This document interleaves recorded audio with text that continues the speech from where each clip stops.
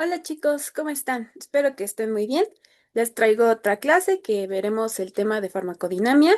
La clase pasada había dicho que íbamos a ver farmacocinética, pero me equivoqué porque es que los últimos 2 años, o sea, cuando yo tomé farma y cuando di el curso el año pasado, primero era farmacocinética, luego farmacodinamia, entonces como que se me fue la onda, pero chequé el temario y vi que era al revés, pero pues no hay problema, o sea, no es como que el ver un tema afecte a otro, pero pues vamos a seguir su temario para que pues estén como al corriente. Entonces, vamos a hablar acerca de la farmacodinamia, que su definición como tal es el estudio de las acciones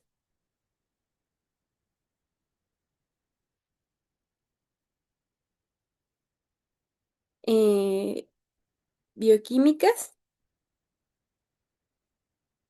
celulares y fisiológicas de los fármacos. Y vamos a ver también cómo es que eh, los mecanismos moleculares, bueno, o sea, vamos a ver estas acciones que dan los fármacos y cómo se van a llevar a cabo por medio de interacciones moleculares, ¿ok? Entonces, pues básicamente es esto. O también se puede definir como lo que el fármaco le va a hacer al cuerpo, o sea, las acciones farmacológicas en el cuerpo, ¿ok? Esa es la farmacodinamia, estudio de las acciones bioquímicas, celulares y fisiológicas de los fármacos. Porque la farmacocinética serán todos los procesos a los cuales el fármaco se somete en el cuerpo, o sea, lo que el cuerpo le hace al fármaco. Entonces es como lo contrario, por así decirlo. Entonces, vamos a hablar primero sobre lo que es un blanco farmacológico, porque justamente estas acciones que van a hacer los fármacos se van a llevar a cabo cuando hay una interacción entre el fármaco y su blanco farmacológico. Entonces, un blanco farmacológico básicamente son entidades macromoleculares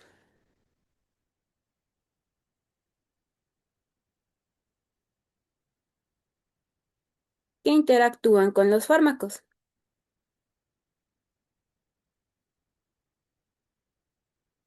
Básicamente son proteínas. Y pues hay diferentes tipos que hoy vamos a revisar los que vienen en su temario. Ejemplos pueden ser los canales iónicos, las enzimas, los receptores acoplados a proteínas G, también patógenos, que bueno, eso no los vamos a ver como tal, pero pues así funcionan los antimicrobianos, bueno, o sea, los antimicóticos, antibióticos, antiparasitarios. ¿Qué otra cosa? También receptores catalíticos, etcétera. O sea, hay muchos tipos de blancos. Y estos blancos se pueden localizar en diferentes partes de la célula. Puede ser que el blanco, le voy a poner como de rosita, esté en la superficie celular y ahí interactúa el fármaco.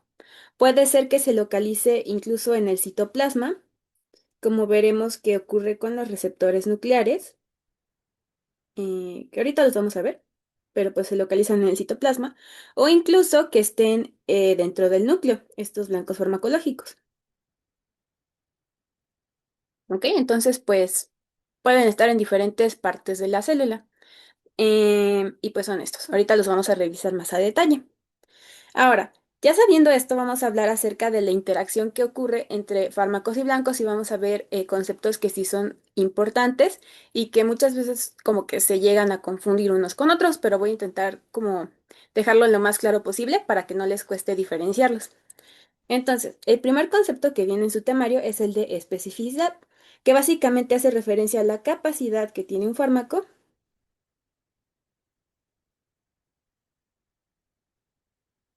de interactuar con uno o varios blancos farmacológicos.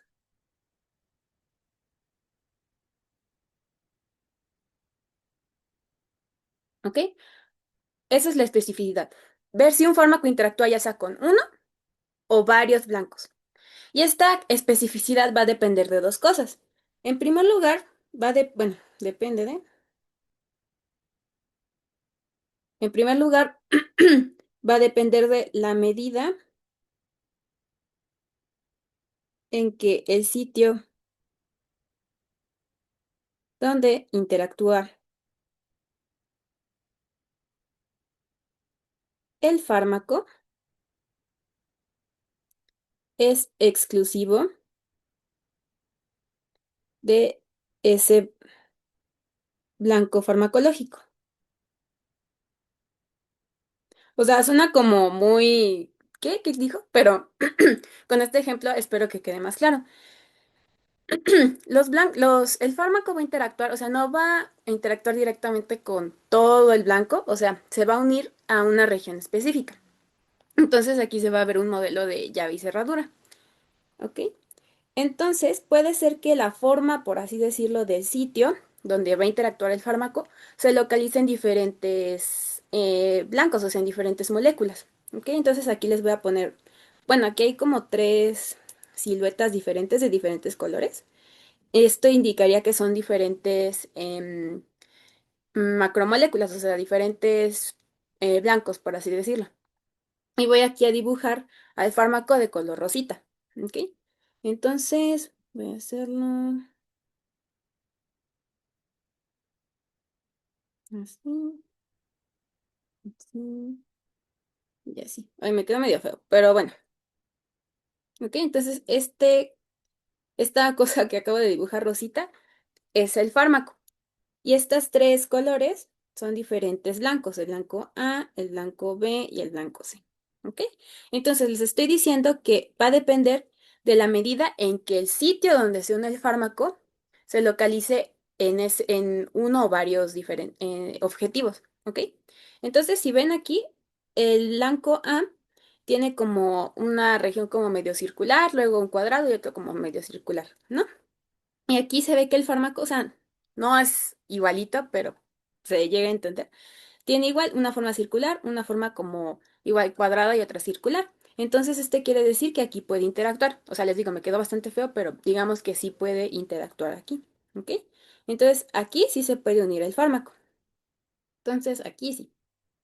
Ahora, en el blanco B, pues tiene un triángulo, un círculo y un triángulo. Y pues para nada como que, por así decirlo, encaja el fármaco con este blanco. Entonces, por así decirlo, no puede interactuar aquí, o sea, no es específico de aquí. Y en tercer lugar tenemos el blanco C, en el cual tiene tres siluetas circulares. Y nuestro fármaco tiene dos siluetas circulares y un cuadrado. Entonces, pues por así decirlo, sí puede llegar a encajar. O sea, no como en el blanco A, pero sí puede llegar a encajar. ¿Ok? Entonces, especificidad dice que si puede interactuar con uno o varios blancos. Entonces les voy a poner como un ejemplo de la vida real. No sé, a mí me gusta el helado, por así decirlo. Y no solamente me gusta un tipo de helado, me pueden gustar diferentes sabores de helado. Me puede gustar el de chocolate, el de vainilla, el de pistache, así, ¿no? Entonces, eso quiere decir que no es específico, o sea, mi gusto no es específico para un solo helado, sino que me gustan tres tipos de helados, o sea, eso se refiere. Puedo interactuar, por así decirlo, con esos tres tipos de helados. Eso se refiere a la especificidad, con cuántos blancos farmacológicos puede interactuar. Creo que con ese ejemplo quedó un poquito más claro, ¿ok? Entonces, em, algo muy importante es que los fármacos no son súper específicos, o sea, de que son poco específicos porque interactúan con varios blancos farmacológicos y esto va a dar lugar a varias, bueno, las reacciones adversas. Ahorita les voy a dar un ejemplo. Entonces, ya les dije, en primer lugar, la especificidad va a depender de la medida del sitio y dónde se localice, si se localiza en una molécula o en diferentes moléculas. Por otra parte, también la especificidad va a depender de la distribución del blanco farmacológico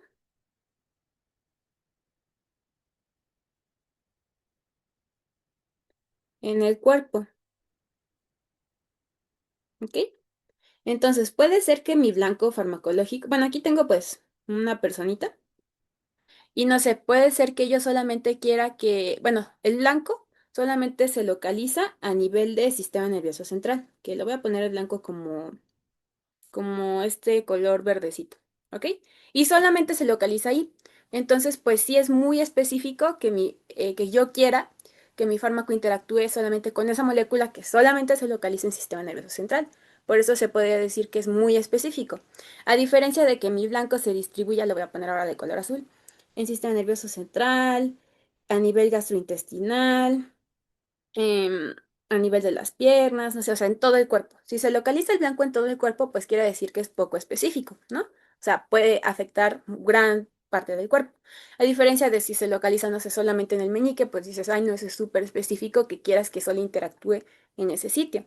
Entonces, de eso depende también la especificidad. Y les decía, por lo general los fármacos no suelen ser súper específicos, suelen ser medianamente o poco específicos, porque interactúan con varios blancos. Un ejemplo que les puedo dar, ay, ¿qué pasa? Son los antidepresivos tricíclicos, que los vamos a ver más adelante.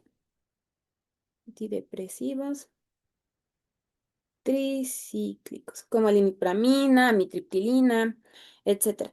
Estos antidepresivos van a interactuar con muchísimos blancos y tienen un montón de efectos adversos. Interactúan principalmente inhibiendo al CERT, que es un canal que favorece la recaptura de serotonina. Entonces, al inhibirlo, favorece que aumente la concentración de serotonina. Ese es como su principal blanco farmacológico, el CERT. Les digo, lo vamos a ver más adelante en el tema de depresión, incluso en el de dolor, pero ese es un blanco, el CERT. También pueden inhibir a otro transportador llamado NET, que es un transportador de noradrenalina, que básicamente al inhibirlo aumentas igual la concentración de noradrenalina. ¿Qué otra cosa? También inhibe a receptores H1, que son de histamina. Y al inhibirlos produce sueño, ese es uno de sus efectos adversos, produce sueño. Ah, y bueno, y al inhibir la noradrenalina, bueno, la recaptura de noradrenalina y aumentar sus concentraciones también favorece que haya como vasoconstricción y puede aumentar la presión arterial. Otro efecto que tiene es que inhibe igual a un receptor de serotonina llamado 5-HT2, porque uno es un canal o transportador, que es el CERT, y otro es un receptor, o sea, son dos cosas diferentes. También va a inhibir a los receptores adrenérgicos alfa 1. ¿Ok? Ah, no, me confundí. O sea, al inhibir estos receptores, ahorita vamos a hablar un poquito de los alfa 1. Estos receptores lo que favorecen es que haya una vasoconstricción, o sea, como que disminuyen el calibre del vaso. Entonces, al inhibirlos generan una vasodilatación y pueden generar hipotensión. Pero pues igual aumenta los niveles de noradrenalina al inhibir al NET, pero pues a nivel de los vasos no genera hipertensión, me confundí, una disculpa. También va a inhibir ay, a unos receptores llamados receptores muscarínicos, que ahorita también vamos a hablar un poco de eso más adelante, que también se abrevian como M. Y esto al inhibirlos me va a generar un síndrome que se llama síndrome anticolinérgico. Igual los vamos a ver en otra clase más adelante porque sí es un tema aparte. Pero básicamente les puse esto para demostrar cómo es que un solo fármaco puede interactuar con diferentes blancos farmacológicos. Esto quiere decir que es poco específico, o sea, no solo interactúa con el CERT, sino interactúa con todos estos. Ahí. Entonces, ese es como un ejemplo para que quede más claro el concepto de especificidad, que es la capacidad de que interactúe con uno o varios blancos farmacológicos. Ahora, el siguiente término, que luego lo suelen confundir con especificidad, es el de selectividad. Y la selectividad básicamente es la propiedad, o bueno, no, perdón, propiedad. O bueno, no, sí, propiedad que tiene un fármaco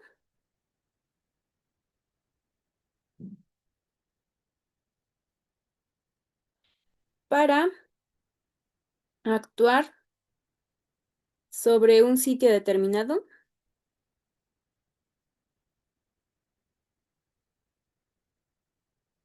con respecto a otros sitios.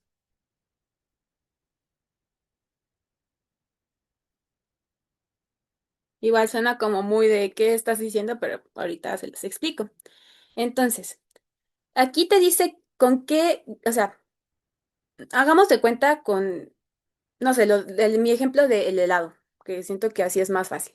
que les decía, me gustan, no sé, chocolate, vainilla y pistache, ¿no? Esos tres helados me gustan, o sea, no soy tan específica con mi gusto de helado y me gustan esos tres.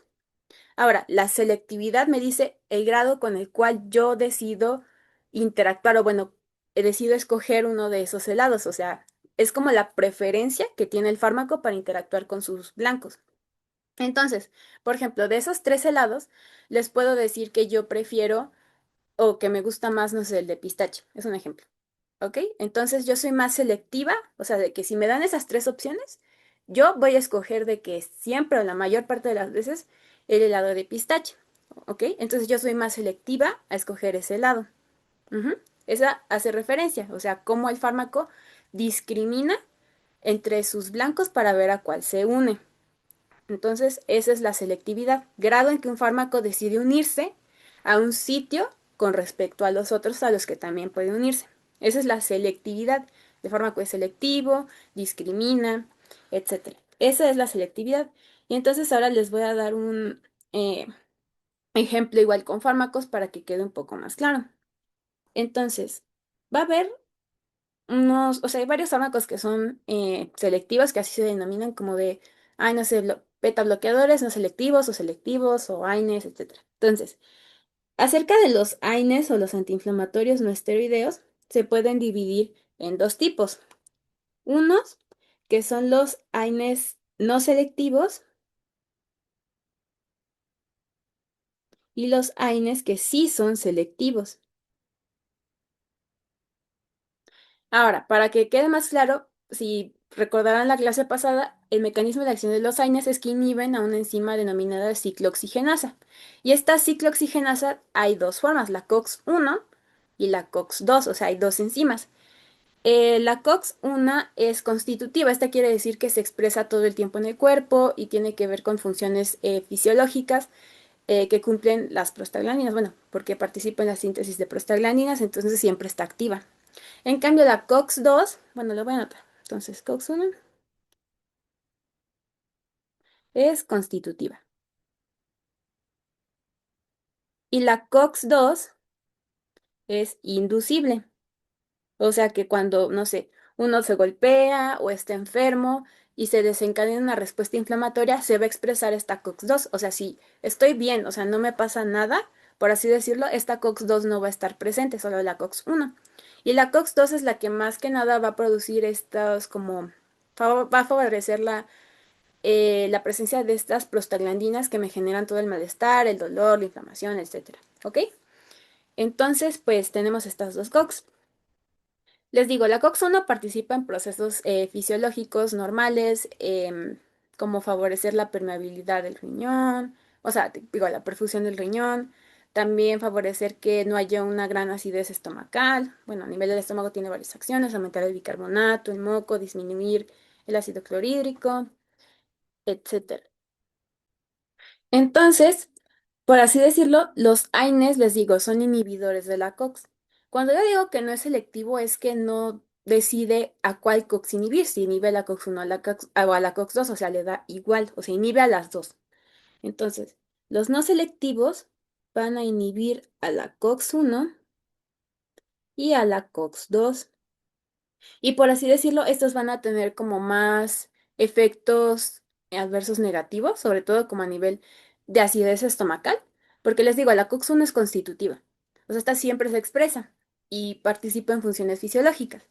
Entonces, pues si yo el inhibo, pues ya no va a participar en estas funciones y va a tener efectos adversos, pero también me va a ayudar al inhibir a la COX-2 todos los efectos molestos de la inflamación. Por otro lado, tenemos los COX-2 selectivos y van a ser selectivos, digo, los AINES selectivos de la COX-2, o sea, estos van a decir entre la COX-1 y la COX-2, yo prefiero unirme a la COX-2 y a la COX-1 no le van a hacer caso, por así decirlo. Por eso son selectivos. Entre estos dos deciden unirse a la COX-2. Entonces estos pues no van a tener tantos efectos adversos, justamente porque pues aún voy a tener a la COX-1 que va a participar en estas funciones fisiológicas. ¿Ok? Entonces a eso se refiere la parte de selectivo y no selectivo. Otro ejemplo que se me ocurre es el trimetoprim con el sulfametoxazol, que es un antibiótico. que básicamente inhiben a una enzima participante en la síntesis de ácido fólico, ¿ok? Ustedes recordarán que pues nosotros también tenemos ácido fólico, bueno, sintetizamos un poco, o sea, no lo sinteticemos de nuevo, pero sí hay una reacción mediada por la tetrahidrofolato reductasa. Entonces, pues las bacterias también tienen esta enzima. Tanto humanos como bacterias tenemos esta enzima tetrahidrofolato reductasa. Entonces, lo que va a pasar es que el antibiótico va a ser selectivo a actuar en esta enzima presente en las bacterias y no tanto en la del humano. ¿Ok? Entonces, esa es otra forma de selectividad. Dice, ay, no, yo me prefiero unir a esa enzima bacteriana más que a la enzima humana. Y no genera tanta toxicidad en la persona. ¿Ok? Entonces, a eso se refiere selectividad. ¿A cuál blanco farmacológico de los que se puede unir decide, o bueno, selecciona? ¿Ok? Esa es la selectividad. Espero que se haya quedado claro. En cambio, la especificidad es que se puede unir a uno o a varios. No te dice qué tanto prefiere unirse a uno o a varios, solo es como su capacidad de unirse a diferentes blancos. Ahora, el siguiente concepto va a ser la afinidad, que este ya no se parece tanto a los otros. La afinidad básicamente es la fuerza de unión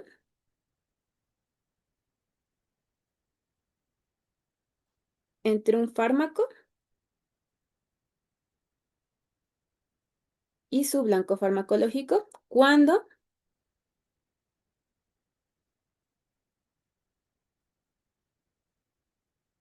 hay interacciones reversibles. Esto de reversible hace referencia a que el fármaco, así como se une a su blanco, se puede separar de él. Eso hace referencia a este tipo de interacción. Y también se puede como ejemplificar de la siguiente manera. Entonces tenemos un fármaco, aquí está solito, más el, no sé, el receptor.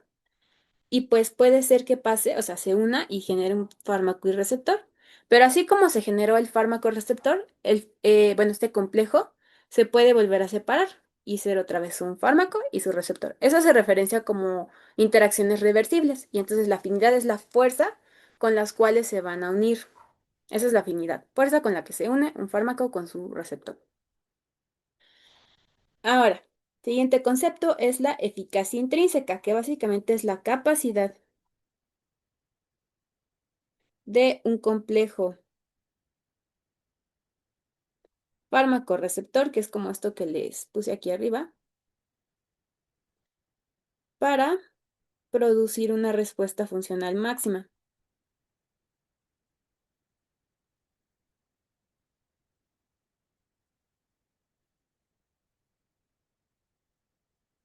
Entonces, esto es importante. Para ejemplificarlo, voy a hacer una gráfica. Entonces, ahí.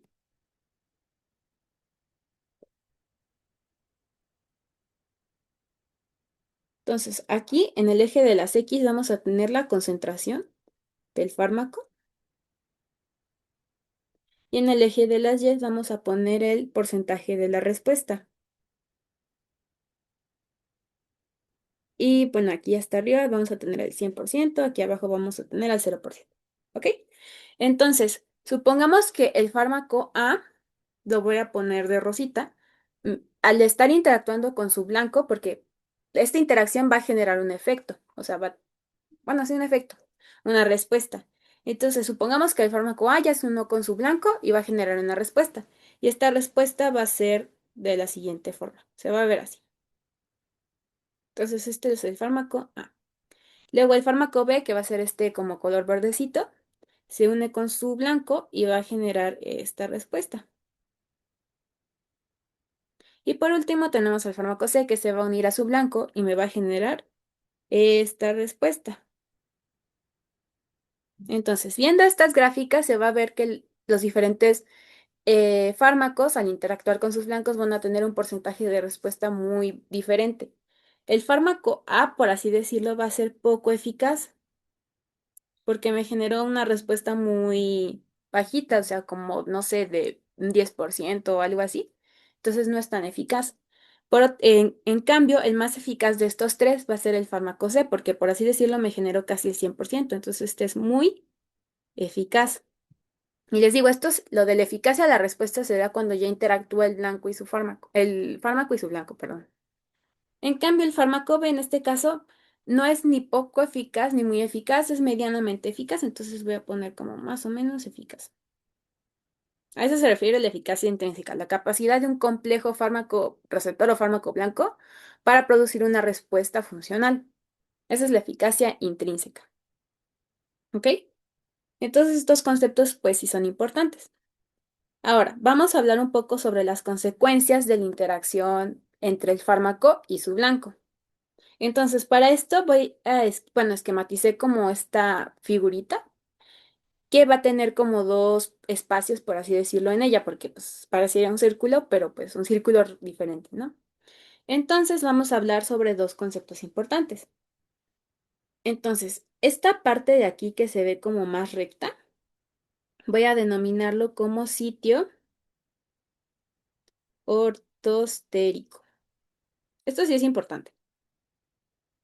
Y este sitio de acá, que se ve más redondito, va a ser mi sitio alostérico.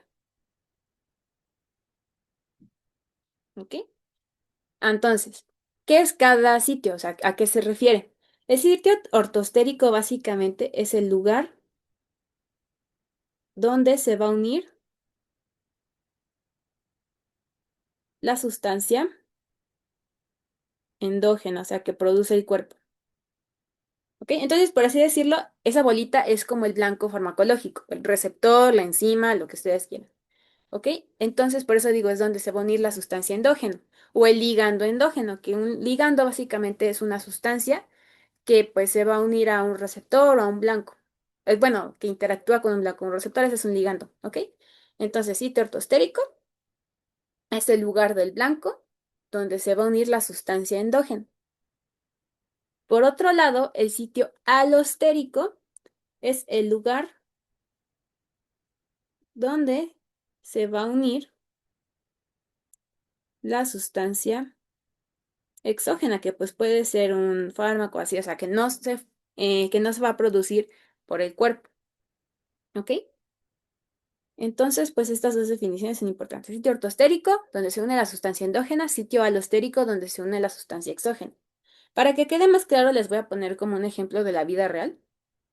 Entonces, aquí dibujé como un receptor, que es un canal iónico, pero así se denomina receptor, que es el receptor GABA A, porque también hay un receptor GABA B, pero en este caso estamos hablando del receptor GABA A, que es justamente el receptor de GABA. Y lo que hace es que cuando GABA se une a este receptor va a favorecer la entrada de cloro hacia la neurona. Eso es lo que hace este receptor. Entonces, este receptor va a tener un sitio ortostérico como su sitio alostérico. Como les decía, el sitio ortostérico es donde se une la sustancia endógena. Esto quiere decir que es donde se va a unir GABA, que es un neurotransmisor inhibitorio que se produce en el cuerpo. Y este sitio ortostérico se va a localizar entre ciudad, entre la subunidad alfa y subunidad beta, porque este receptor tiene 5 subunidades, 2 alfa, 2 beta y una gamma. Entonces el sitio ortostérico, que lo voy a escribir como de rosita, sitio ortostérico, se va a localizar aquí, entre la subunidad alfa y la subunidad beta, y ahí es donde se va a unir GABA. Entonces se une GABA. Y al unirse GABA, favorece que, bueno, activa este receptor y favorece que el cloruro entre. Entonces aquí tengo el cloruro y entra hacia la neurona. Y al entrar hacia la neurona genera que disminuya el voltaje. Esto porque como el cloro tiene carga negativa, hace que disminuya el voltaje. Entonces, eso es lo que hace GABA al unirse a su receptor. Por otro lado, también vamos a tener un sitio denominado, bueno, otro sitio, que es el sitio alostérico. Y aquí es donde se va a unir la sustancia exógena. En este caso, la sustancia exógena que se va a unir van a ser las benzodiazepinas. Y es un lugar diferente al que es el sitio ortostérico donde se une GABA, que es entre la subunidad alfa y beta. El sitio alostérico donde se unen las benzodiazepinas se localiza entre la subunidad alfa y la subunidad gamma. Lo voy a poner como un triángulo. Aquí se unen las benzodiazepinas y al unirse estas, también me van a provocar la misma reacción, que es favorecer el influjo de cloruro. ¿Ok? Entonces aquí se ve eso de sitio ortostérico y sitio alostérico. ¿Ok? Entonces, pues básicamente eso es lo que les puse aquí, pero ya como esquematizado en algo, en un ejemplo de la vida real. Ahora, el siguiente término, bueno, estos siguientes términos van a ser muy importantes porque los van a ver a lo largo de todo el año, que es agonismo y antagonismo. Por un lado tenemos el agonismo, que básicamente es la capacidad de un ligando para activar a un receptor. Entonces, eso es lo que es agonismo, que aquí se esquematiza perfectamente, que es que se une GABA o benzodiazepina al receptor GABA A y lo activa. ¿Y qué hace cuando lo activa? Favorece el influjo de cloruro. Eso es lo que hace un agonista. ¿Ok? Y pues ya cuando se genera este influjo de cloruro, pues les digo, disminuye el voltaje y esto genera pues varios efectos, una depresión del sistema nervioso central, respiratoria, como que te relajas. Esos son como los efectos de al agonizar, bueno, al estimular o activar a este receptor. ¿Ok? Entonces, si les preguntan cuál es el mecanismo de acción de las benzodiazepinas, es que son agonistas del receptor GABA, que quiere decir que lo activan y al activarlo favorecen que eh, se produzca un influjo de cloruro. ¿Ok? Entonces, eso es agonismo. Capacidad de un ligando para activar a un receptor. Pero esto no va a ser lo mismo que un antagonismo. O sea, de que es que uno piensa, por así decirlo, bueno, antes yo pensaba que, como agonismo es activar un receptor, antagonismo es desactivar a un receptor. Y no, eso no es antagonismo. Antagonismo hace referencia a lo siguiente. Un antagonismo es la propiedad de un ligando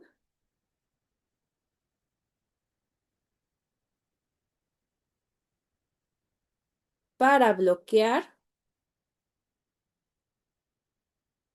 la acción del agonista. O sea, les digo, no es que esté inhibiendo o inactivando al receptor. Bloquea el sitio donde actúa el agonista. Entonces, aquí les dibujé igual como un blanco farmacológico y aquí está su sitio de unión. Entonces, supongamos que mm, de color rojito y como forma de triángulo, voy a tener a mi antagonista.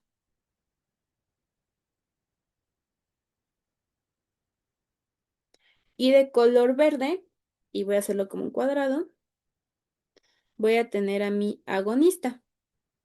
¿Ok? Me quedó medio feo, pero ustedes me entienden. Entonces, lo que va a hacer el antagonista es que se va a unir aquí, y como se unió aquí el antagonista, el agonista no va a poder actuar, o sea, está bloqueado, o sea, no puede actuar. No es que esto lo esté inactivando, porque, o sea, el agonista activa el receptor, pero si no se une al receptor, pues no lo activa, pero tampoco es como que esté inactivado. ¿Ok? Entonces, eso es lo que hace un antagonista. Bloquea el sitio de unión, o bueno, evita la acción del agonista. Es como, por ejemplo, cuando, no sé, tú siempre tienes tu mismo lugar en el salón cuando llegas y no sé, llegó una persona nueva que pues no sabe cómo se sienta cada quien y decidió sentarse en tu lugar. ¿Ok? Entonces, pues ese lugar, por así decirlo, está ocupado, luego tú llegas, ves, ay no, ya alguien se sentó ahí, pues ¿qué haces? Pues te vas a otro lugar. Entonces ya yo no puedo ir a sentarme a mi silla y ya no puedo hacer mis, no sé, mis apuntes o lo que sea ahí. Eso más o menos es lo que es un antagonista, que bloquea la acción del agonista. Eso es antagonismo. Agonista es que sí estimula al receptor. Ahora, el antagonismo, así como solamente es de bloquear la acción del agonista, hay dos tipos, o sea, se puede dividir todavía en dos, en antagonismo competitivo y antagonismo no competitivo. El primero que vamos a revisar es el competitivo y básicamente este es reversible. ¿Y qué quiere decir con esto? Igual voy a copiar esto y pegarlo. También esto. Ok. Entonces, quiere decir que aquí, si uno es mi antagonista y no puede, el agonista ya no va a poder interactuar en este sitio. Sin embargo, les estoy diciendo que es reversible. Y al ser reversible quiere decir que cuando yo aumente, a ver, lo voy a anotar, al aumentar las concentraciones, les digo, cuando vean que escribo corchetes, hablo de concentración. Al aumentar las concentraciones del agonista, se puede desplazar al antagonista. ¿Ok? Entonces, aquí tengo, les digo, a mi blanco que está unido, bueno, al antagonista unido al blanco, y aquí tengo al agonista. Pero si yo aumento las concentraciones del agonista, o sea, de que en vez de tener solo uno, tengo, no sé, tres o cuatro, puedo desplazar al antagonista como si lo empujaran. Entonces puedo hacer que al aumentar esta concentración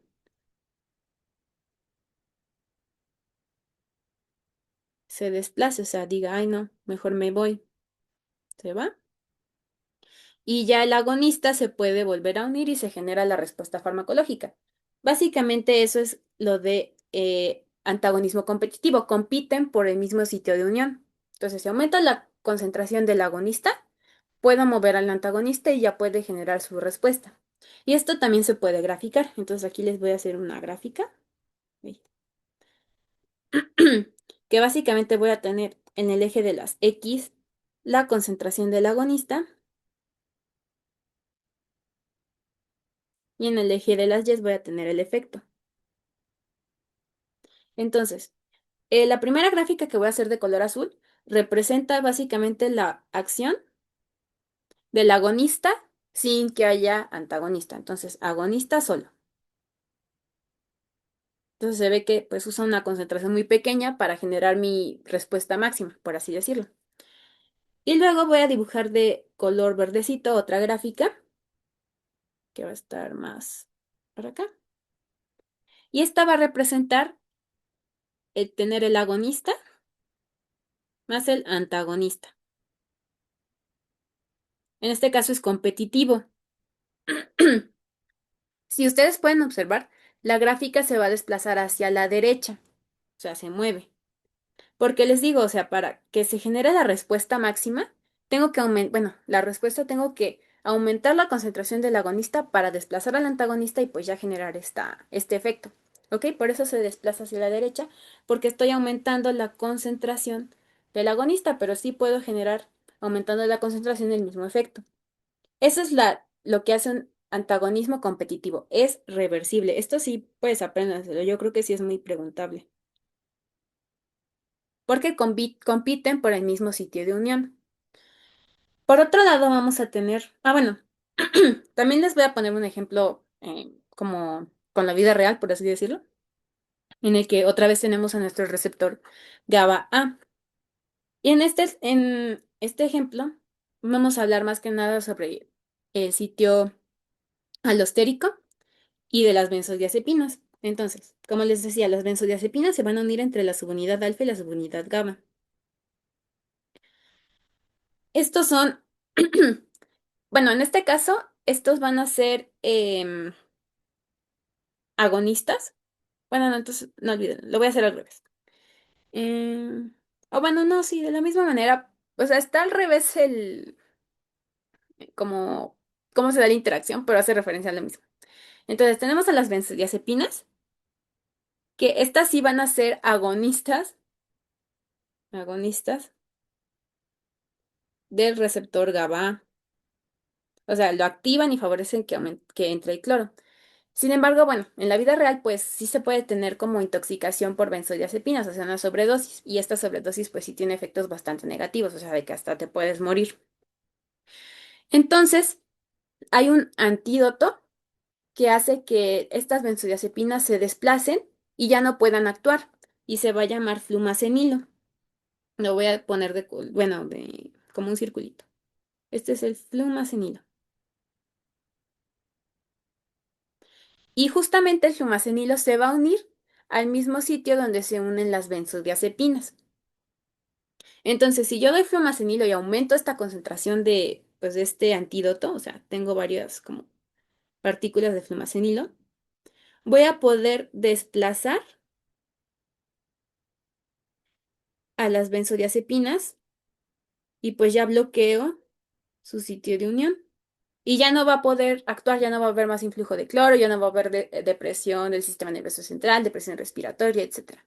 Entonces aquí se ve como que están compitiendo las benzodiazepinas y el flumacenilo por el mismo sitio de acción, ¿ok? Entonces aquí se puede ver que aumento la concentración de flumacenilo y desplazo las benzodiazepinas.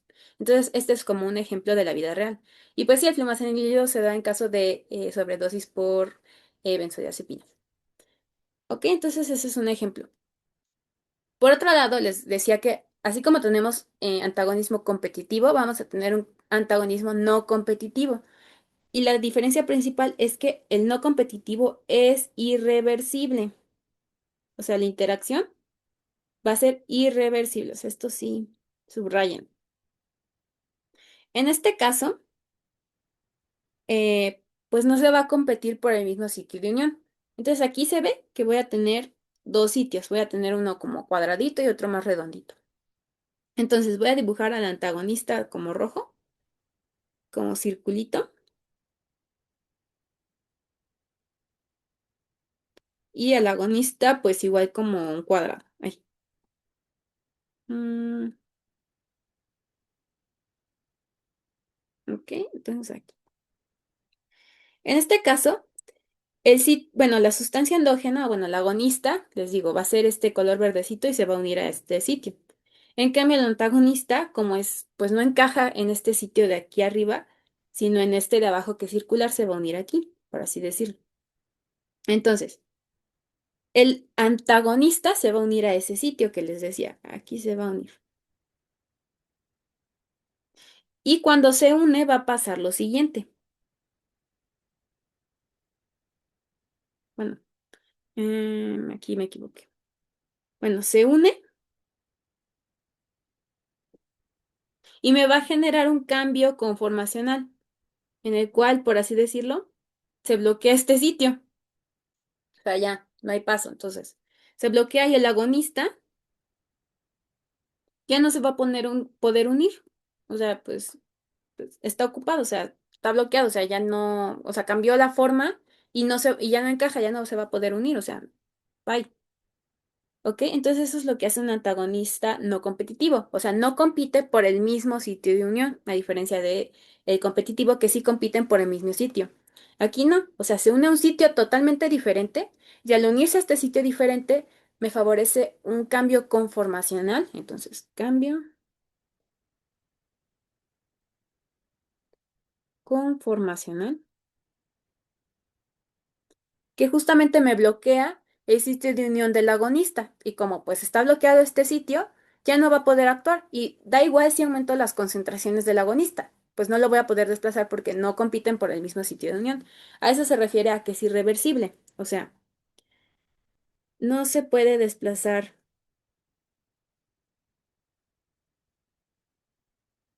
al antagonista aunque se aumenten las concentraciones del agonista. Entonces, eso es muy importante. Y por eso les digo que es irreversible, porque da igual que aumente las concentraciones del agonista, no lo voy a poder desplazar porque no compiten por el mismo sitio de unión. Esas son las diferencias entre antagonismo competitivo y no competitivo, que hasta su mismo nombre lo dice. No compiten por el sitio de unión, el otro sí compite por el sitio de unión. Y pues igual, de igual manera se puede graficar y la gráfica sí se va a ver diferente. Entonces, de igual manera voy a tener aquí en el eje de las X la concentración del agonista y en el eje de las Y voy a tener el efecto. Entonces, en primer lugar, pues voy a tener al agonista solo y me genera esta respuesta hasta arriba. Entonces, agonista solo. Y por otro lado, voy a tener al agonista más el antagonista no competitivo.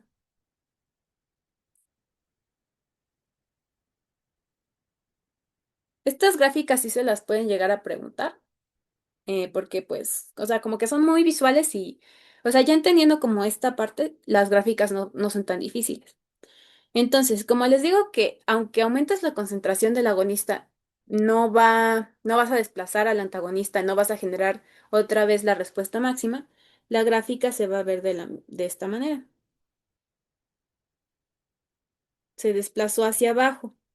Así como en la gráfica de arriba se desplazaba a la derecha porque pues aumentas la concentración y así generas la respuesta, aquí no, porque justamente da igual que aumentes la concentración, ya no vas a desplazar al antagonista y ya no vas a poder generar tu efecto. Por eso la gráfica se desplaza hacia abajo. Ok, espero que se haya quedado claro. Y pues ya, o sea, esas es como las diferencias entre estos dos tipos de interacciones. Ahora, ya como tal, vamos a pasar a hablar un poco acerca de los diferentes blancos farmacológicos, que sí son varios. Entonces, pues vamos para ello. Entonces, el primer blanco que vamos a ver, o bueno, pues sí, blanco, es los receptores acoplados a proteínas G, que también se conocen como receptores metabotrópicos, por si los han escuchado con ese nombre, porque recuerdo cuando estaba en segundo, o sea, de que las primeras 2 semanas, mi doctora de fisio decía, los receptores ionotrópicos y metabotrópicos, y como que eso me confundía hasta que ya lo leí bien y vi que era sinónimo de receptores acoplados a proteínas G, entonces les doy estos dos nombres para que, por si ustedes manejan uno, manejan otro, o para que sepan que así, que son sinónimos, básicamente. Entonces, estos receptores se caracterizan porque generan, o bueno, generan su efecto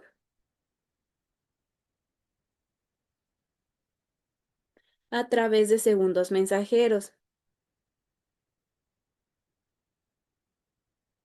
Entonces, esto es importante de estos receptores. Su respuesta se lleva a cabo a través de segundos mensajeros, o sea, no la generan directamente al interactuar con el receptor. Y hay tres tipos de receptores acoplados a proteínas G, que van a ser los siguientes. Vamos a tener un receptor acoplado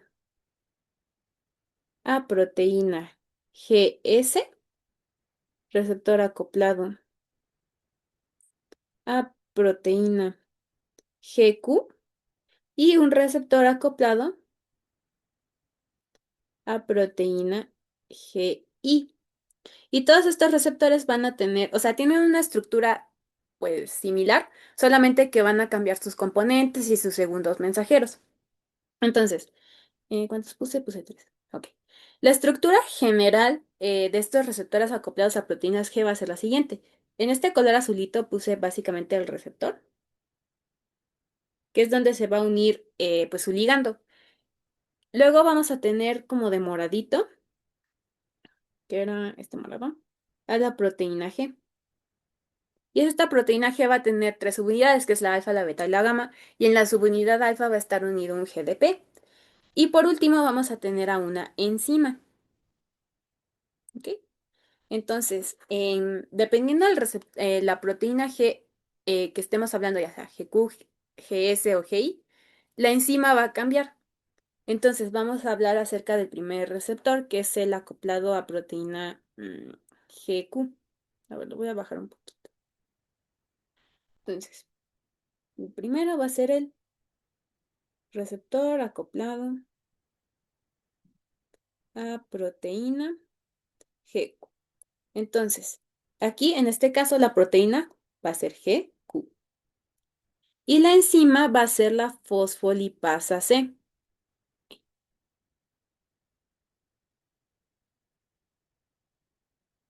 ¿Ok? Esa es la enzima de las proteínas GQ. O bueno, que se estimule. Entonces, se va a unir primero, o sea, como la cascada, bueno, el proceso que va a ocurrir va a ser el siguiente. Se va a unir nuestro ligando, aquí lo voy a poner como un triangulito, se une al receptor y al unirse a este receptor va a estimular a la proteína GQ, ¿ok? Y al estimularla, favorece que, bueno, voy a ponerlo mejor aquí, lo estimula y al estimularlo, favorece que este GDP pase a ser GTP. Ese es el primer cambio importante. Pasa de ser GDP a ser GTP. Y cuando sucede esto, la subunidad alfa unida al GTP se va a separar. ¿Ok? Entonces va a verse algo así. Entonces tengo la subunidad alfa unido a su GTP y va a viajar hacia la enzima. O sea, se va a unir aquí. Y al unirse va a estimular a la enzima, que en este caso es la fosfolipasa C. Entonces la estimula. Ok, entonces hasta aquí lo voy a repetir. Se une el ligando al receptor, estimula la proteína G, favorece que el GDP unido a la subunidad alfa pase a ser GTP, se separe la subunidad alfa unida a GTP y estimule a la enzima, que en este caso es la fosfolipasa C. Ese es como el primer paso, o bueno, los primeros pasos. Una vez estimulada la fosfolipasa C, lo que va a hacer esta enzima es que va a hidrolizar a un lípido que está presente en la membrana, que es el fosfatidilinositol difosfato, que es bueno, em, bueno, lo hidroliza al fosfatidil inositol difosfato, que también se abrevia como PIP2. Entonces lo va a hidrolizar la fosfolipasa C y al hidrolizarlo me va a generar pues dos segundos mensajeros que van a ser IP3 o inositol trifosfato y diacilglicerol. ¿Ok? Entonces la fosfolipasa C me va a generar a estos dos mensajeros, por así decirlo. Ahora, esto no es todo. El IP3 va a ir a nivel del retículo endoplasmático. ¿Aquí? Entonces, retículo endoplasmático. Que si ustedes recordarán, este va a estar lleno de calcio, o sea, es rico en calcio este retículo endoplasmático. Y lo que va a favorecer es que el IP3 estimula la salida de calcio. Entonces el calcio va a salir. Entonces aumenta el calcio. Y este calcio va a ser muy importante para la contracción. Entonces, este va a ser como uno de los efectos principales de las proteínas acopladas, de los receptores acoplados a proteínas G. Ahorita les voy a dar ejemplos de este tipo de receptores y van a ver que en varios de los sitios donde se localizan me estimulan justamente la contracción de músculo liso, em, pues sí, sobre todo de músculo liso principalmente. Ahora, esto no es todo. Tanto el diacilglicerol como el calcio me van a estimular a otra enzima, o bueno, otra proteína, que es la PKC, también llamada proteíncinasa C. ¿Ok? Entonces, pues básicamente esta es como la cascada de señalización. Ahorita se las vuelvo a repetir para que quede más claro. Pero para que sepan, los segundos mensajeros más importantes son el IP3, el calcio y también el diacilglicerol. Entonces, se une el ligando al receptor, estimula la proteína GQ y favorece que el GDP unido a la subunidad alfa pase a ser GTP. Cuando pasa esto, se desprende, por así decirlo, la subunidad alfa unidad GTP y estimula la enzima, que en este caso es la fosfolipasa C. La fosfolipasa C va a hidrolizar a un lípido de la membrana, que es el PIP2 o fosfatidilinositol difosfato, y va a favorecer que haya IP3 o inositol trifosfato y diacilglicerol.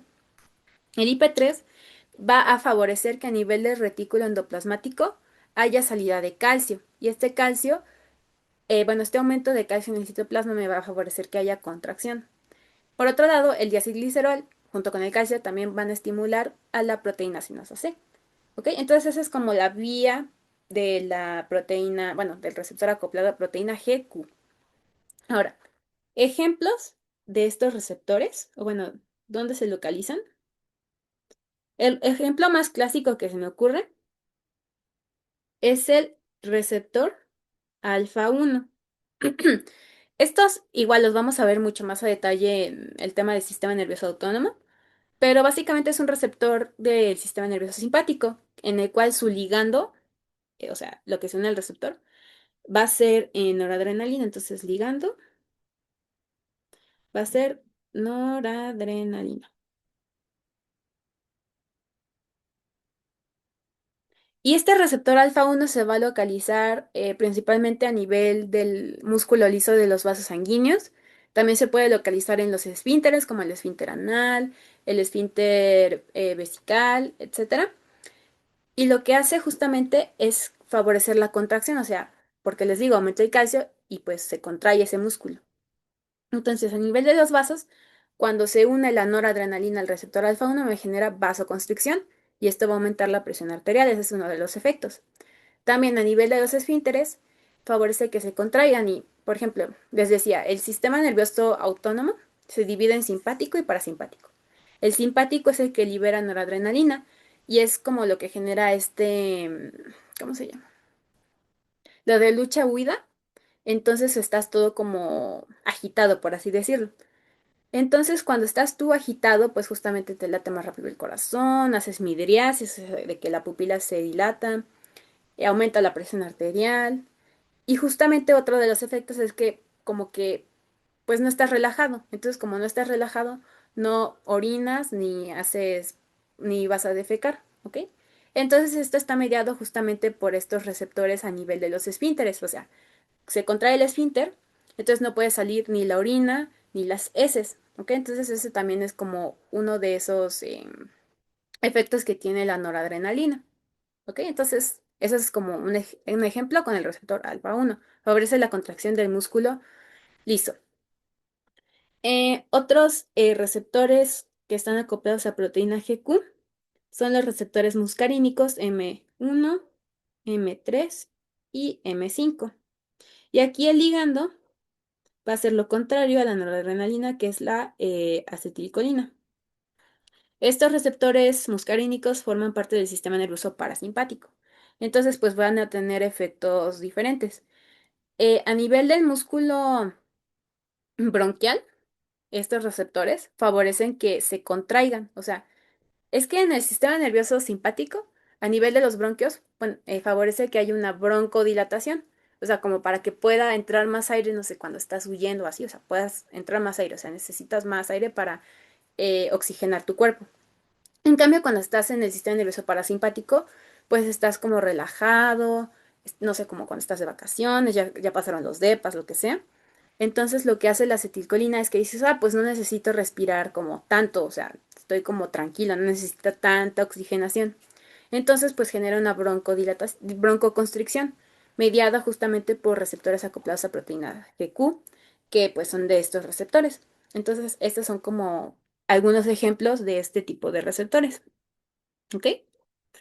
Ahora, el siguiente tipo de receptor, bueno, acoplado a proteína G, es el receptor acoplado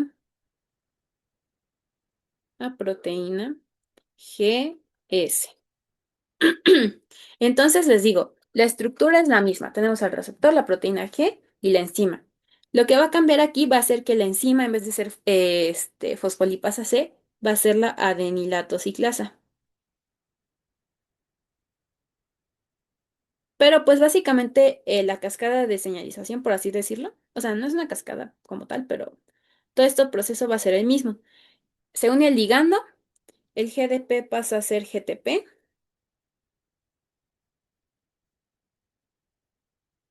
GTP, o sea, GTP. Luego se zafa, por así decirlo, la subunidad de alfa unida al GTP. Se une con la adenilato ciclasa y la estimula. O sea, esto es lo mismo. Ahora, lo que va a cambiar es que la adenilato ciclasa lo que va a hacer es que, voy a ponerlo como AC, bueno, AC. Lo que va a hacer es que pase el ATP a ser AMP cíclico. El AMP cíclico en este caso va a ser el segundo mensajero, ¿ok? El segundo mensajero es el AMP cíclico. Y pues ya este AMP cíclico me va a generar todos los efectos.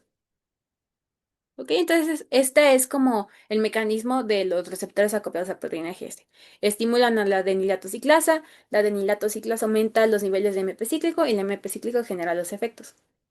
Ahora, ejemplos de este tipo de receptor mm, son los receptores beta, beta uno, beta 2, beta 3. Todos esos están acoplados a proteína GS, que igual su ligando va a ser la noradrenalina. Noradrenalina. ¿Ok? Entonces, sí, o sea, es que los receptores adrenérgicos van a ser alfa uno, alfa 2, beta uno, beta 2 y beta 3. Ok, entonces, pues sí. Solamente que los alfa uno son acoplados a proteína GQ, G2 son acoplados a proteína GI, ahorita los vamos a ver, y los beta, los tres beta van a ser acoplados a proteína GS y van a tener diferentes efectos.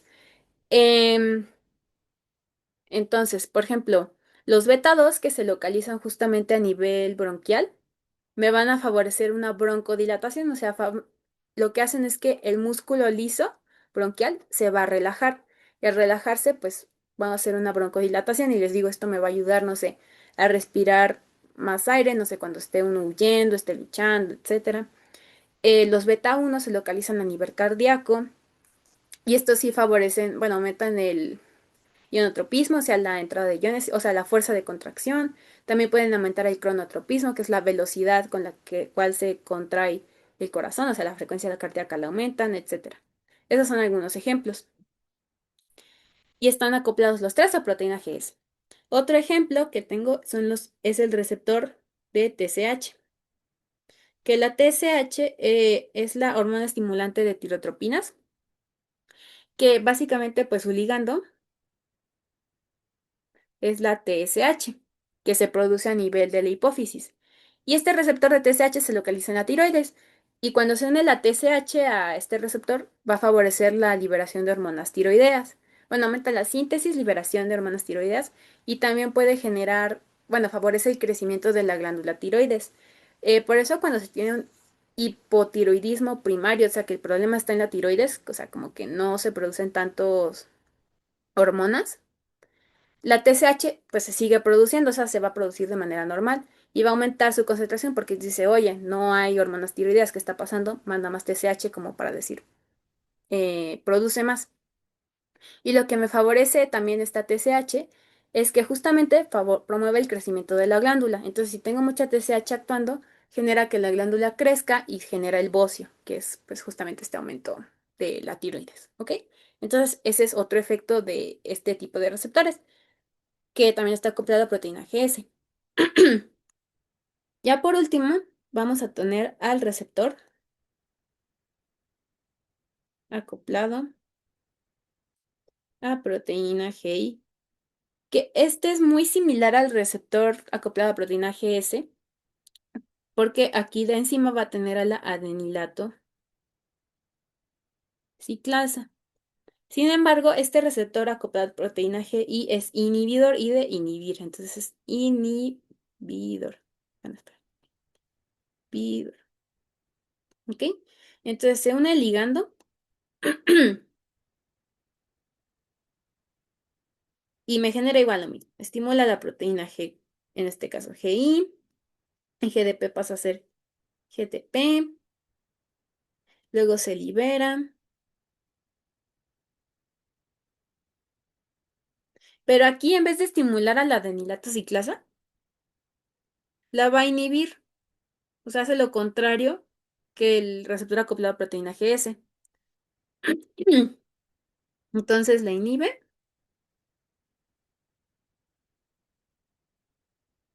y pues en vez de pasar el ATP a AMP cíclico, esto ya no va a pasar. Esto ya no pasa porque ya no tengo adenilato ciclasa. Entonces, pues ya no voy a desencadenar todas estas funciones. Por eso este receptor es inhibidor. Pero les digo, es muy similar al receptor acoplado a proteína GS. Ahora, ejemplos de este receptor puede ser el receptor alfa 2, que igual su ligando es la noradrenalina. Y básicamente actúa como un autorreceptor, o sea, de que se localiza a nivel de las neuronas. Y lo que hace es que básicamente cuando se une la noradrenalina, a este receptor va a inhibir que se siga liberando más, porque dice, no, pues si hay suficiente noradrenalina, ¿para qué quiero generar más? Entonces inhibe esta liberación de noradrenalina, o sea, como que se regula. por así decirlo. Eso es lo que hace el alfa 2. Igual, lo vamos a ver más a detalle en clases de sistema nervioso autónomo, pero pues se los adelanto un poquito para que vean un poquito que sí existe esta función. O sea, son más comunes los de GS y GQ, o sea, son los que más van a ver a lo largo de la materia, pero pues este es un ejemplo de un receptor acoplado a proteína GI. ¿Ok? Entonces, pues esos son familia de receptores. Ahora, por otro lado, vamos a tener a los canales iónicos o receptores ionotrópicos, como igual ustedes los conozcan. Entonces, lo que básicamente estos canales iónicos van a permitir la entrada y o salida de iones. O sea, iones que ustedes quieran. Sodio, cloruro, potasio, etcétera. Calcio, o sea, salida o entrada de iones, cualquiera de los dos. Y asimismo, estos canales iónicos se pueden dividir en dos tipos. En los canales iónicos activados por ligando o en aquellos que son activados por voltaje. Primero vamos a hablar sobre los activados por ligando. Como les decía, un ligando es una molécula que se une a un receptor y pues ya sea que lo active o lo inhibe, etcétera. Pero eso es un ligando, la molécula que se une al receptor. En cambio, los activados por voltaje justamente se dan por cambios a nivel del potencial de acción. Digo, el potencial de membrana, perdón. Entonces, primero tenemos a los activados por ligando. Y voy a darles unos ejemplos. En este primer ejemplo voy a tener a una fibra muscular, por eso está de color rojita como la membrana. Voy a tener al líquido extracelular y al líquido intracelular. Y este receptor moradito de aquí es el receptor nicotínico NM. Porque hay los NN, solo que los NN están en neuronas, por eso la N de neuronas, y el NM está en nivel del músculo, por eso la M. Entonces, estos receptores, su ligando va a ser la acetilcolina, que las puse como de color naranjita. Y lo que va a pasar es que se requieren dos moléculas de acetilcolina que se unan a este receptor para que pueda ser activado, porque si ven, aquí está como cerrado. Pero ya cuando se unen estas moléculas de acetilcolina, se abre y favorece la entrada de sodio. Entonces, los receptores NM, bueno, los canales NM van a favorecer la entrada de sodio, aumenta el voltaje, y esto ya después me va a estimular a otros receptores, pero esos acoplados, o bueno, activados por voltaje. Pero bueno, entonces, estos son los receptores nicotínicos NM, que son un canal iónico que favorece la entrada de sodio. Y justamente al ser activados después de pues, de un proceso bastante largo que igual luego lo vamos a revisar en otra clase, pues ya me van a favorecer la contracción, o sea, después de varios pasos, van a favorecer la contracción muscular. En cambio, pues no sé, si yo bloqueo el sitio de unión de de los ligandos, o sea, de la acetilcolina, pues no se va a poder dar esta contracción, sino que pues va a haber como una parálisis flácida, o sea, no se van a activar, ¿ok? Entonces, pero eso es lo que hace la acetilcolina, estimula a este receptor y pues ya me genera la contracción muscular. Ese es un ejemplo de receptores, bueno, canales iónicos activados por ligando. Otro ejemplo que pues ya lo revisamos son los receptores de GABA-A, que pues el ligando justamente puede ser, bueno, el endógeno sería en este caso, no sé, las benzodiazepinas, digo, la GABA mismo, entonces aquí se une GABA, y al unirse, el canal se abre y favorece el influjo de cloruro y disminuye el voltaje, ¿ok? Entonces, justamente el ligando es GABA, lo activa y favorece el influjo de cloruro. En cambio, pues si es un ligando exógeno, como las benzodiazepinas en el sitio alostérico, pero igual me favorece, me genera la misma respuesta, el influjo de cloruro, y disminuye el voltaje. ¿Ok? Entonces, estos son ejemplos de bueno, canales iónicos activados por ligando. Ahora, por otro lado, vamos a tener a los canales iónicos activados por voltaje, que estos básicamente, así como su nombre lo dice, son sensibles a los cambios en el potencial de membrana. y pues ya se van a activar con estos cambios. O sea, algunos son sensibles a ciertos tipos de voltaje, a otros voltajes, pero básicamente con eso se activan, con el voltaje, o sea, con cambios en el potencial de membrana. O sea, aquí no va a actuar ningún ligando como tal. Entonces, como ejemplo, aquí les tengo al eh, canal de sodio activado por voltaje, que también luego los abrevio así, pero es lo mismo, o sea, canal de sodio activado por voltaje. Entonces, la estructura de este canal de sodio va a ser la siguiente. Va a tener como dos puertitas, por así decirlo, que esta de arriba es la compuerta de activación y en la parte como, por así decirlo, intracelular tengo la compuerta de inactivación. Y ya viendo esta estructura básica, se puede describir que este canal de sodio activando por voltaje va a tener tres configuraciones, por así decirlo. En la primera va a ser el canal abierto. Tanto la compuerta de activación como la de inactivación están pues abiertas. Y al estar abierto, el sodio va a poder entrar sin ningún problema. Tengo otra conformación que es el canal cerrado, en el cual la compuerta de activación va a estar cerrada, pero la de inactivación va a estar abierta, por así decirlo. Y pues obviamente aquí el sodio no va a poder entrar. Y la última es inactivo, que puede, o sea, se puede describir de que ya sea que las dos compuertas estén cerradas o que solamente la de inactivación esté cerrada pero la otra esté abierta. Entonces, de igual manera, el sodio no va a poder entrar, ya sea que sea aquí o de que sí esté abierto, no va a poder entrar a la célula. Ahora, la diferencia entre el canal cerrado e inactivo es que el inactivo es insensible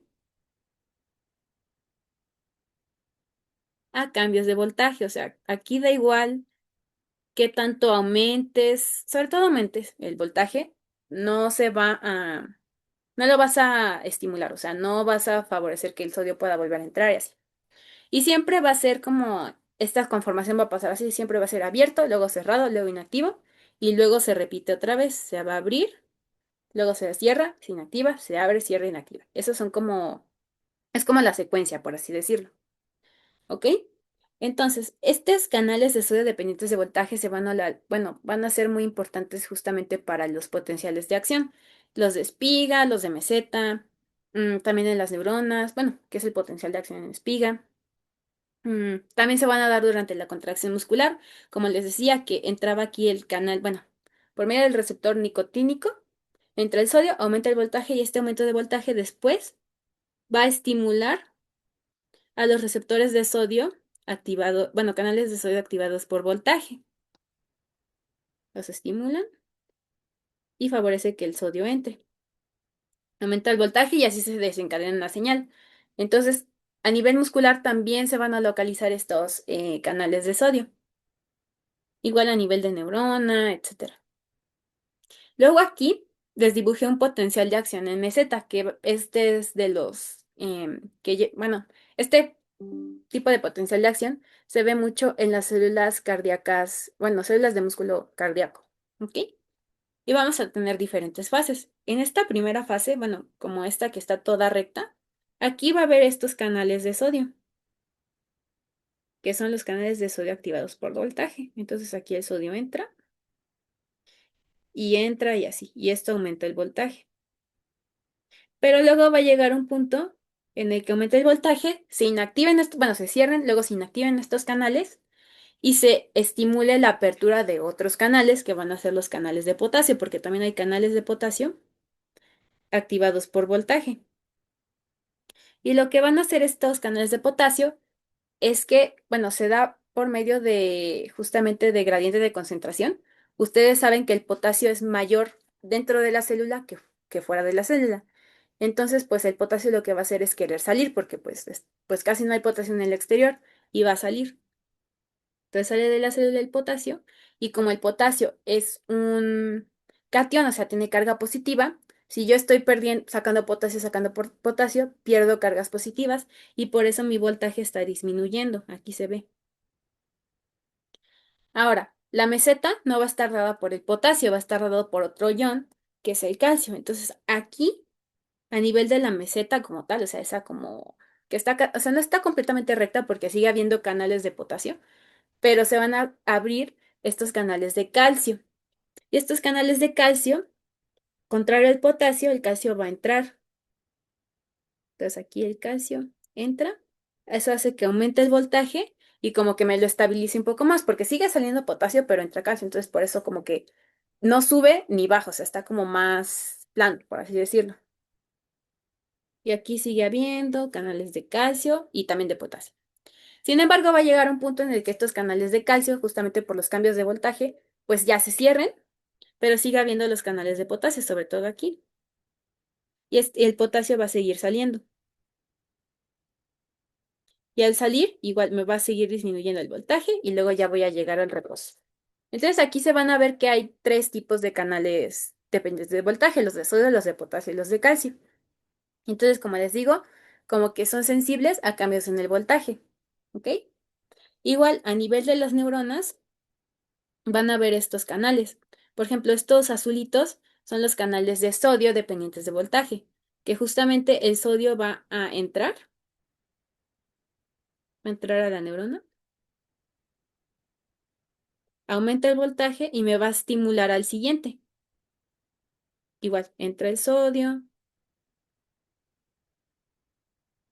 aumenta el voltaje y por último, a nivel del botón sináptico, este aumento de voltaje me va a estimular igual a otros canales que son los canales de calcio dependientes de voltaje y igual el calcio va a entrar. Y cuando entra el calcio, aquí a nivel de la neurona, porque esto era a nivel de corazón, a nivel de la neurona, la entrada de calcio en el botón sináptico me va a favorecer que el neurotransmisor, el que sea, ya sea noradrenalina, acetilcolina, GABA, glutamato, etcétera, se libere. ¿Ok? Entonces aquí también se pueden observar dos tipos de canales que son dependientes de voltaje, los de sodio y los de calcio. Pero les digo, puede haber muchos y pues va a haber diferentes tipos de iones que ya sea que entren o que salgan. ¿Ok? Entonces, pues estos son como ejemplos para que ustedes los vean. Y pues hay inhibidores, bueno, agonistas, antagonistas de estos canales que pues me van a generar diferentes acciones. Entonces, esos son los canales iónicos, activados por ligando y activados por voltaje. Luego, vamos a hablar un poco acerca de los receptores nucleares, que pues la verdad, estos como que siento que no se ven tanto en la materia, pero pues sí son importantes estudiarlos un poquito. Estos receptores se van a localizar en el citoplasma.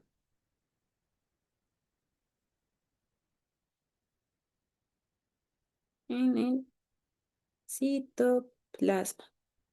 Y básicamente son factores de transcripción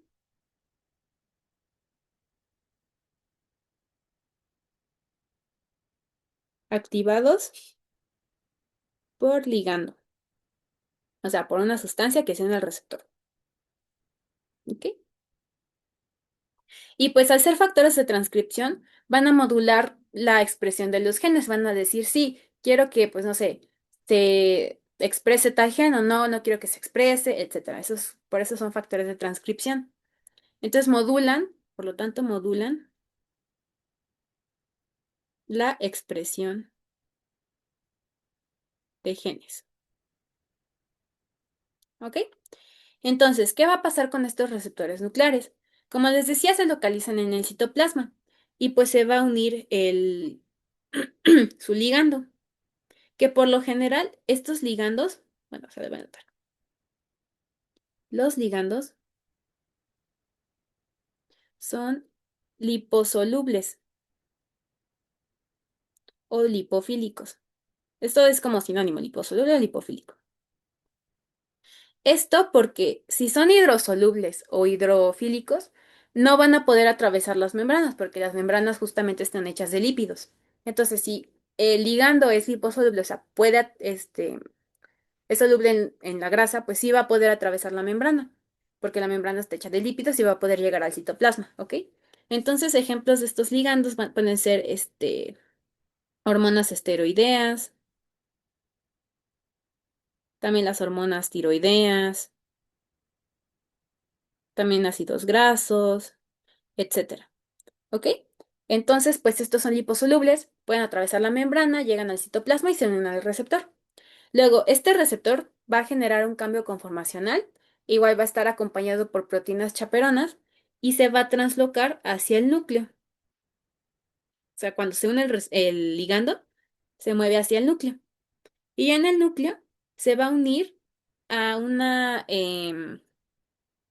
secuencia específica del DNA. O sea, la secuencia que pues justamente quiere pues modular si se expresa o no. Entonces, pues justamente, no se favorece la expresión de un gen. Entonces, este gen va a pasar a ser RNA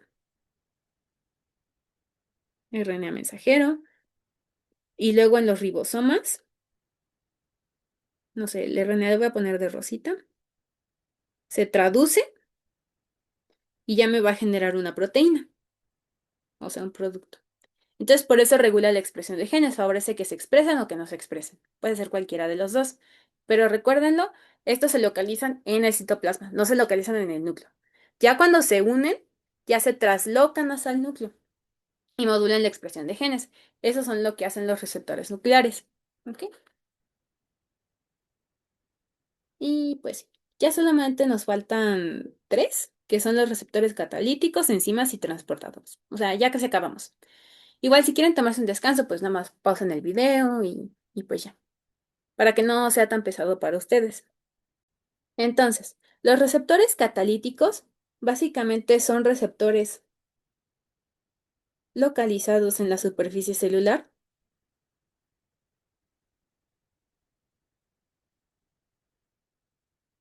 y tienen dominios intracelulares asociados a una enzima.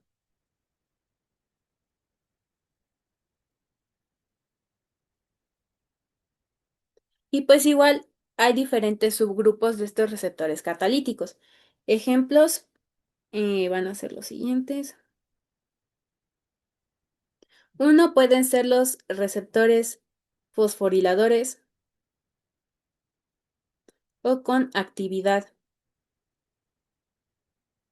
tirosina sinasa, que ahorita les voy a dar un ejemplo, como el receptor de la insulina, que, o sea, fosforiladores es sinónimo que la actividad de tirosina sinasa porque las sinasas justamente fosforilan, que es que le agregan un fosfato.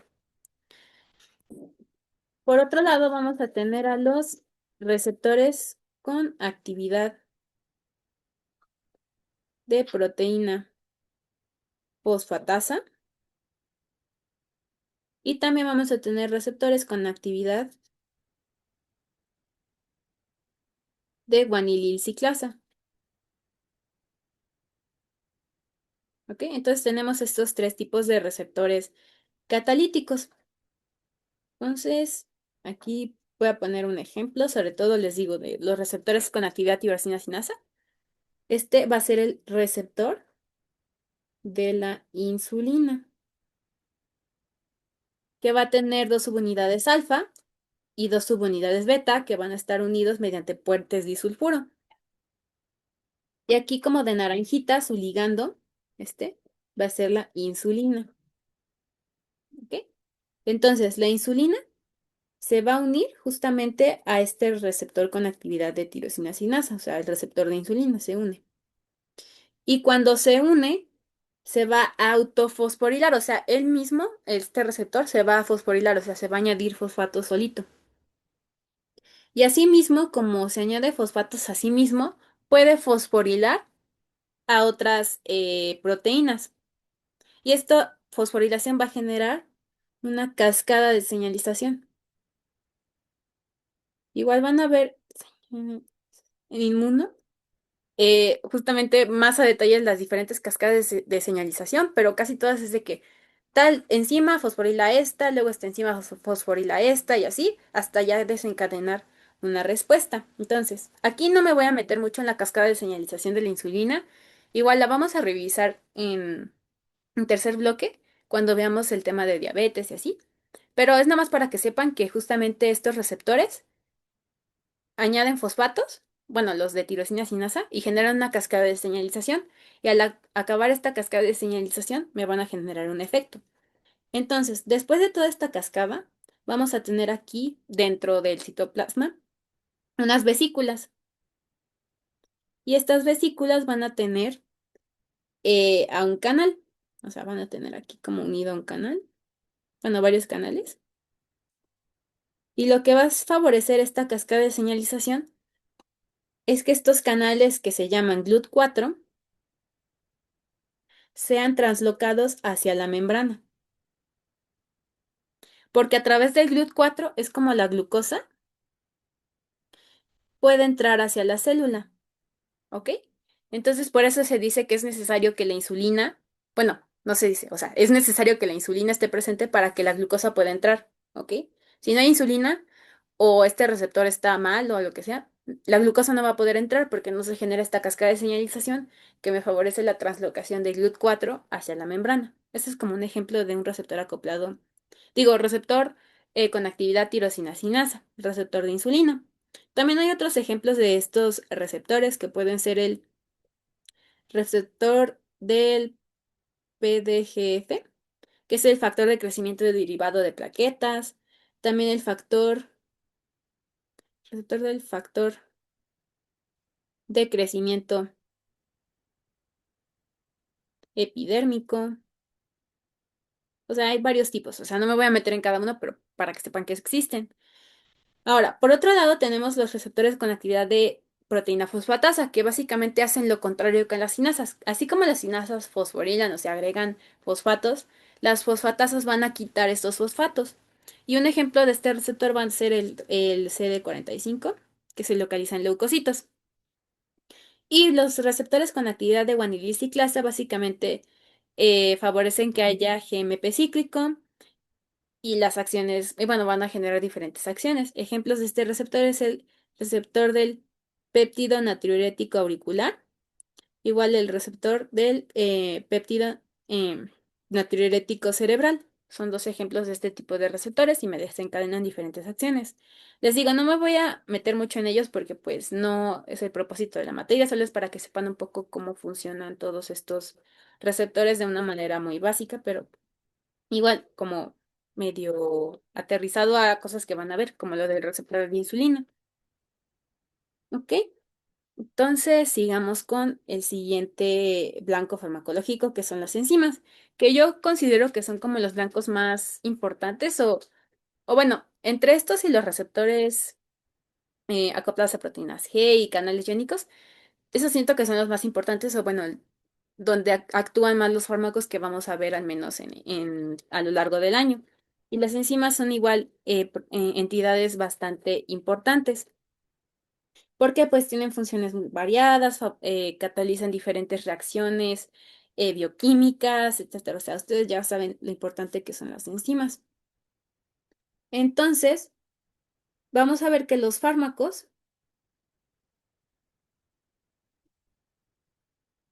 que tienen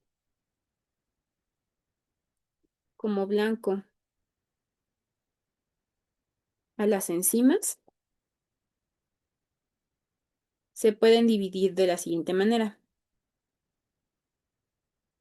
Que esto ya tiene esto tiene que ver con lo que ya vimos hace rato, que se pueden dividir en uno, inhibidores reversibles o competitivos,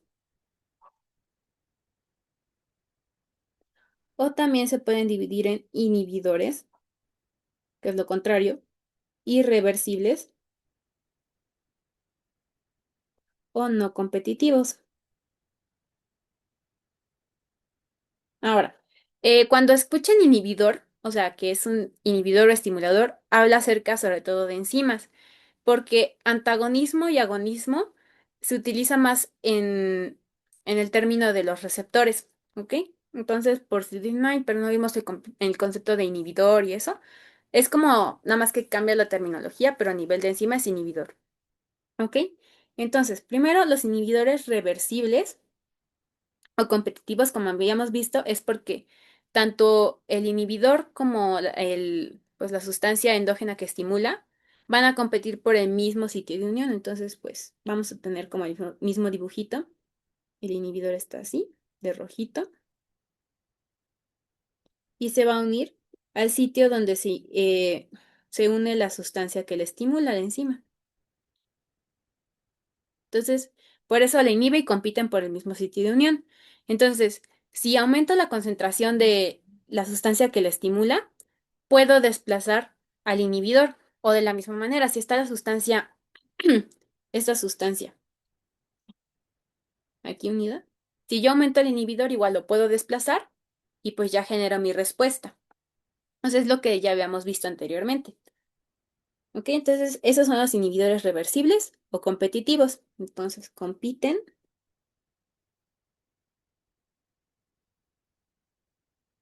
con el agonista por el mismo sitio de unión.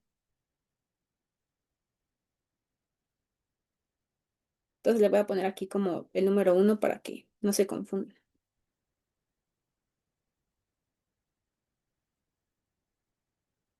Ahora, por otro lado, vamos a tener a los inhibidores no competitivos o irreversibles, que igual ya los habíamos visto, que justamente no compiten por el mismo sitio de unión. Entonces, aquí pues justamente se va a unir el inhibidor a un sitio diferente del agonista y al unirse me va a generar un cambio conformacional que me va a evitar que el agonista se pueda unir. Y justamente como no es competitivo, da igual si yo aumento la concentración del agonista, no se va a poder desplazar el antagonista porque se unió a un sitio completamente diferente. Entonces aquí compiten, digo, no compiten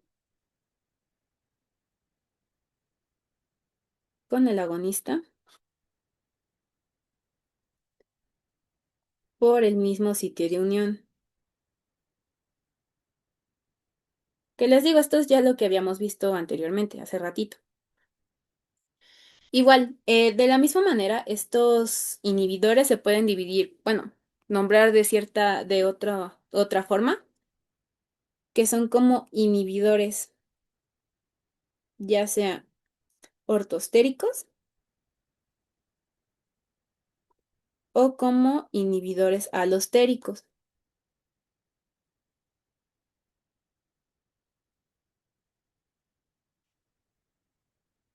¿ok? Entonces, pues aquí sí voy a usar, ya no voy a usar estos, pero, bueno, no, sí.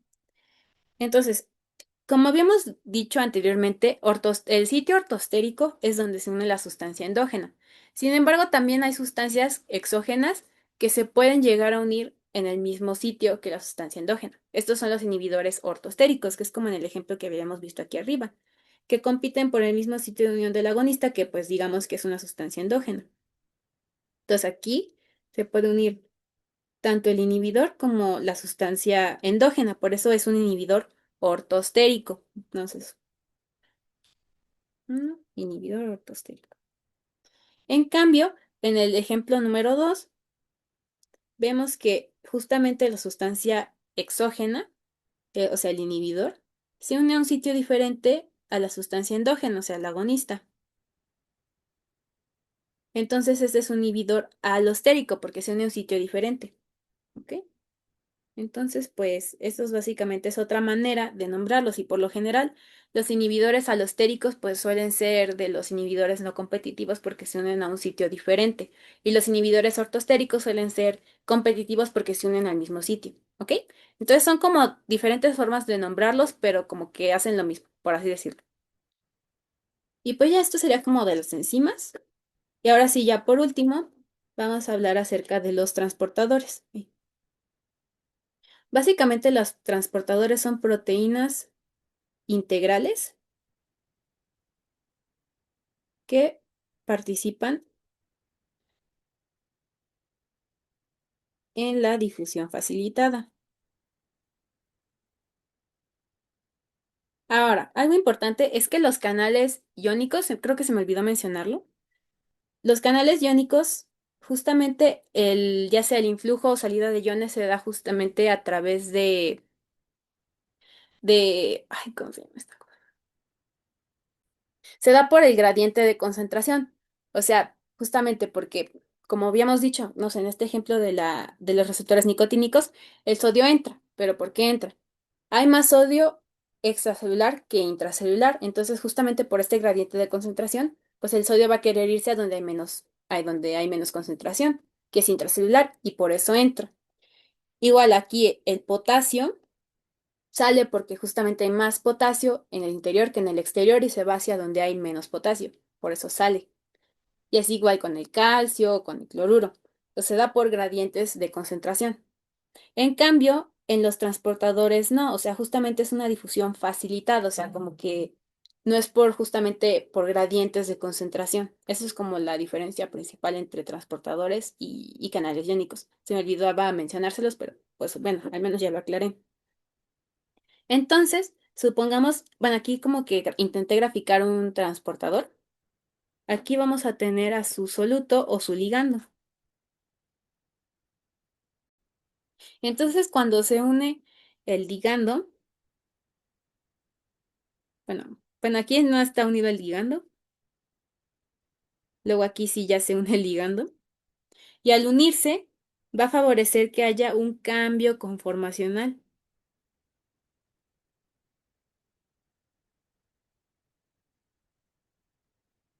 Y este cambio conformacional va a favorecer que el ligando, ya sea que pueda entrar o salir, ¿ok? Entonces, pues sí se ve como que, por así decirlo, pareciera como que si se volteara el transportador, pero genera un cambio conformacional y ya puede, en este caso, supongamos que este es el líquido intercelular, pues ya entra el ligando, ¿ok? Ahora, hay transportadores que pueden transportar diferentes sustancias, bueno, diferentes ligandos, iones, macromoléculas, etcétera. Entonces, bueno, otra característica importante de los transportadores es que se pueden saturar. Esa es otra característica importante. Y les digo que se pueden dividir de la siguiente manera. Se pueden dividir en contratransportadores. Vente, Merlina. O también llamados, no, contratransportadores. O también se pueden llamar eh, cotransportadores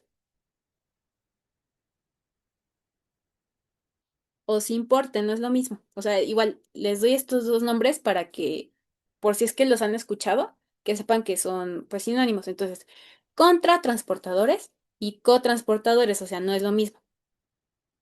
Ahora, el contratransporte lo que va a hacer es que mientras saca una sustancia, va a meter otra, o sea, como que se cruzan, por así decirlo, o sea, son contrarios. Entonces, les voy a como esquematizar. Aquí tengo, no sé, una membrana. Aquí tengo mi contratransportador. Y aquí tengo una sustancia A y una sustancia B. Una está adentro y otra está afuera. Entonces, lo que hace el contratransportador es que me va a meter la sustancia que está en el exterior y me va a sacar a la sustancia que está en el interior, o sea, por eso se van a cruzar. Ahora, ejemplos de estos contratransportadores puede ser el transportador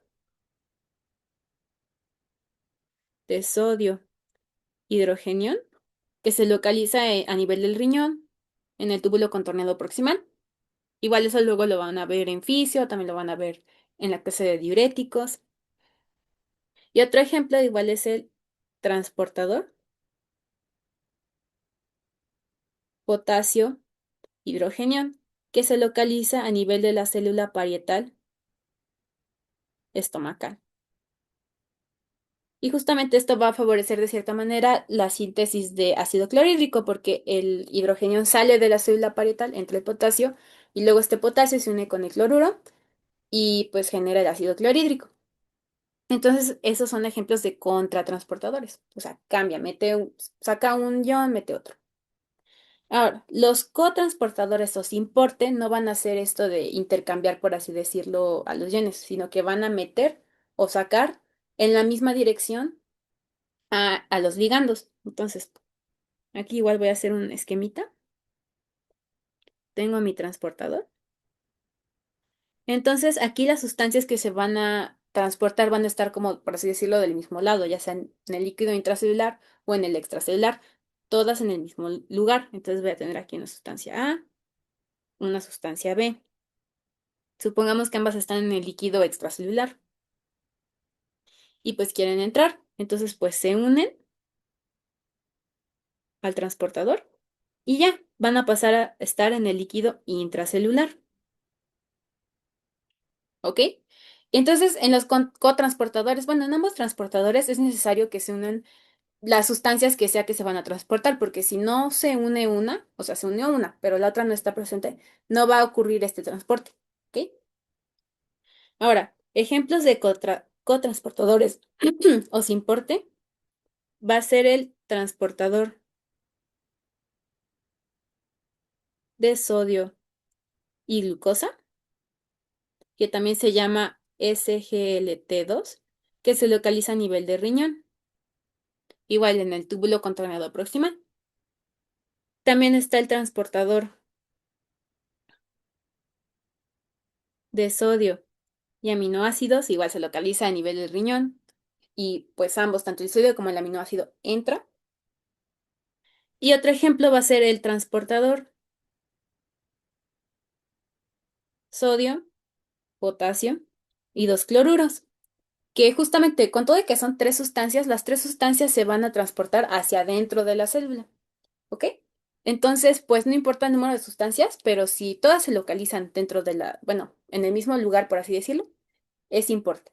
Si se localizan en diferentes lugares, o sea, uno en líquido extracelular, otro en intracelular, es contratransporte. ¿Ok? Entonces, como ejemplo. Ah, y bueno, este transportador se localiza a nivel igual de riñón en el asa de Henle. Y bueno, los vamos a ver más a detalle porque justamente son blancos farmacológicos para los diuréticos. Pero pues sí, esto sería como todo por la clase de hoy. Estuvo un poquito larga, pero espero que les haya gustado y que les haya quedado más claro. Entonces, pues sería todo. Espero que estén bien y que tengan una linda semana. Adiós.